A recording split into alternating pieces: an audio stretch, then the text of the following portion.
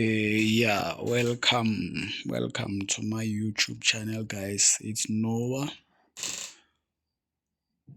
Yeah, so today it's Saturday. Let us analyze the market and check what we should expect next week on this Euro US dollar pair, right? Based on the 4-hour time frame, I've been waiting for the price to come to this area right here. Been patiently waiting for the price to come to this area so that I can buy. And then the price just dipped into this area right here. So what's happening is I will be looking for entry triggers on the 1 hour or 30 minutes time frame. Things like bullish engulfing patterns and whatnot. You know them, right? Right here. Or otherwise, I will go to 30 minutes time frame to look for entry trigger. Guys, I will analyze further for you, ne? I will analyze it for you. So already we are seeing signs of weakness right here. This doji already is telling us something. This doji already on its own is telling us something, that this down movement is losing momentum.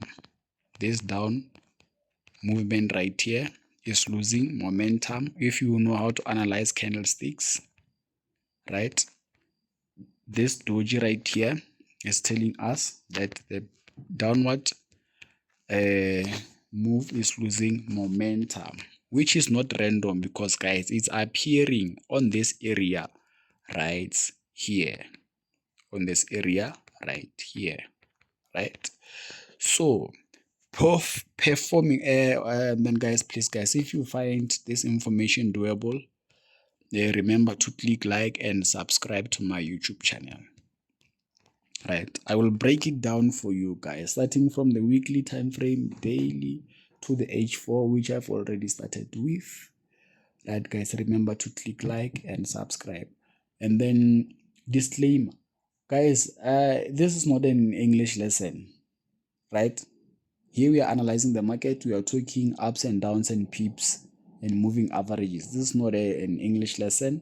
English is not my mother tongue. So if I'm not making sense somewhere, you will forgive me, right? So it's a tricky one, really, guys, because looking at the weekly time frame, our weekly time frame is neither going up nor down, but it is going sideways, meaning the bulls and the bears, they are equal in strength currently, right? So buying and selling is tricky at this point. We just have to do what we have to do and manage our risk. You understand, guys? If you want to keep things simple the way I keep things simple, I buy at support. When I have a support, I buy from support, right? Wait for the price to come to the support, I buy support. Wait for price to come to support, and then I buy support. But I don't trade like this, by the way. I don't trade ranging markets, right? I don't trade ranging markets. When I see that the market is ranging on higher time frames, I will go down to lower time frames and look for these movements, because I know that these movements, they are bullish trends on the daily or on the lower time frames. I will look for this movement because I know that this excuse me, I will look for these movements because I know that this move, it's actually a medium term and a long term downtrend on lower time frames. So again, guys, our weekly is ranging. Our weekly is ranging, right? And then we can see that already the price has reached an area whereby it will face a selling pressure. Ladies and gentlemen, this is where the price is going to face a selling pressure. And the people who have bought right here, remember, the people who bought right here, right, are taking profits where right here. Right here. The people who missed the opportunity to sell right here, they are looking to sell again right here. So meaning this area where the price is currently, it's going to give us a problem when we are buying. So remember guys, nobody knows where the market will go. No one knows where the market will go, what will happen. You just have to do your analysis, follow your trading plan, manage your risk, manage your trading psychology, and then that is it. You leave the market early or not to do its thing, right? We all play our part. You have to play your part, and the market has to play its part. Let's look at the daily time frame. What the daily time frame is. So based on this bullish move, actually, we should be looking for buying opportunities, right? But what we should understand is that our long positions will be facing disturbance from these areas, right? From these areas, right? So the sweet trades, the trades which are simple and most profitable are the ones which will come after the price breaks above this area right here. Because now we no longer have we would no longer have obstacles on our way, right?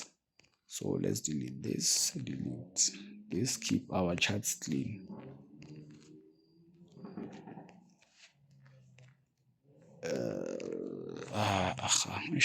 Guys, I am using a phone.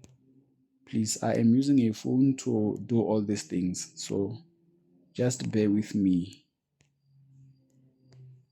I don't have a laptop yet, right? So again, before I forget the point, this on the H4 time frame, it is going to become a medium term or a long term uptrend, which would tell us that we should be looking for buying opportunities, right? We should be looking to go long, bearing in mind that we have resistance areas along the way which are going to disturb our long positions, right?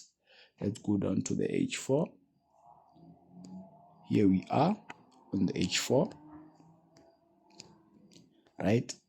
I was patiently waiting for the price to come to this area right here, to this area, right?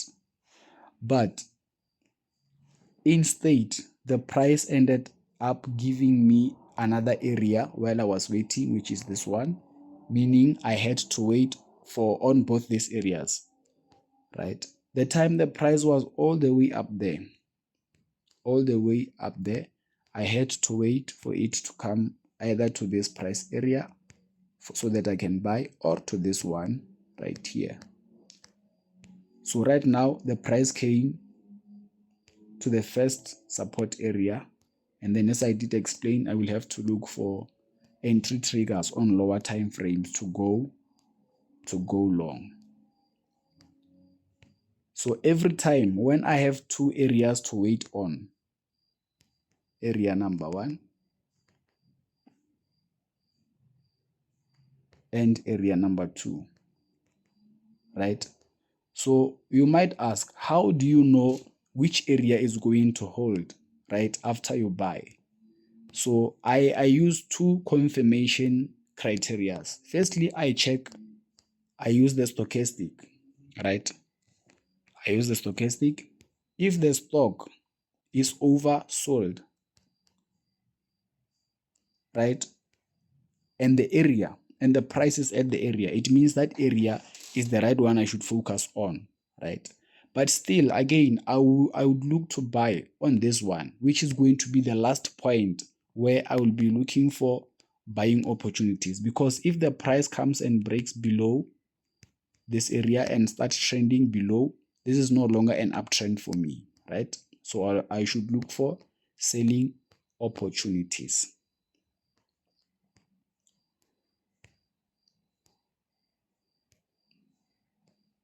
You understand, guys, right? And then the second criteria, I have to see bullish engulfing patterns right here. bullish engulfing bullish reversal patterns to indicate that the bulls are starting to push the price up again.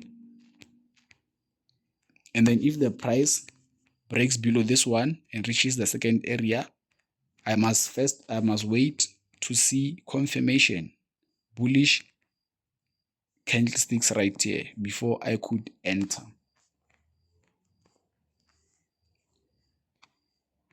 So yeah, euro US dollar, I am looking to buy. I'm looking for buying opportunities at this point. You understand, guys? There's this entry criteria called the break of structure plus change of character. That one you will have to perform at very lower time frames, like 15 minutes, or let me go to 15 minutes. So what you will want to see is that because the price is creating this lower highs and lower lows, you will have to wait for the price to change the character, right? Change the character. When the price breaks above here, this is going to become the change of character. This right here will become the change of character, right? I will simply have to wait for the price to push back, to push up a bit, and then I will buy the retest to the upside. Price action at its best. Remember to click like and subscribe, guys. Cheers.